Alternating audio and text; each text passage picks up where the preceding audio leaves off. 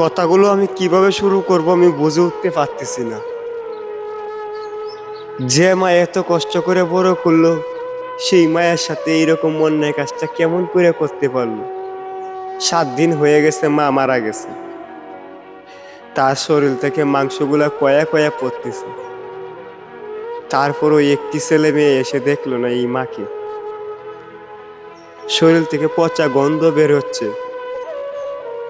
পাশে বাড়ি মানুষগুলা দরজা ভেঙে ভিতরে দেখতে পারে মায়ের লাশটা মৃত পড়ে আছে। প্রায় 7 দিন বয়স হবে। এই মা কিন্তু নিঃসন্তান না, তারও 4টা সন্তান আছে। একটা মেয়ে, 3টা ছেলে। মেয়েটা শিক্ষিকা,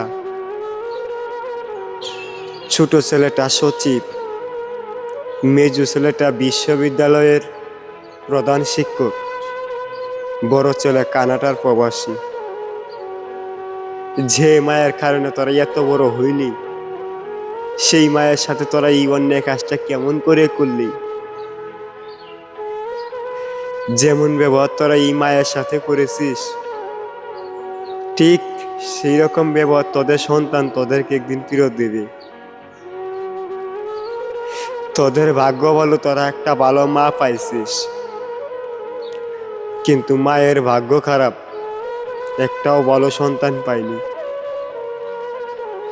আল্লাহ গো, তুমি আমার অতটা বড় বানায় না, যতটা বড় বানাইলে ইও মানুষের মতো কাজ করতে হয়, মাকে অবহেলা করতে হয়। আল্লাহ গো, আমার হায়াত কমিয়ে দিয়ে আমার মায়ের হায়াত বাড়াইয়া দাও। আমার মায়ের মৃত্যুর আগে তুমি আমার মৃত্যু দাও।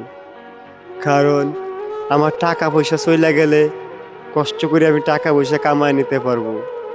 আমার বাড়িঘর যদি নদীতে ভাইসা যায়, সেই বাড়িঘর আমি কইরা নিতে পারবো। কিন্তু মা যদি একবার দুনিয়া থেকে চইলা যায়, তার কি কোনো কিছু বিনিময়ে আমি আনতে পারবো?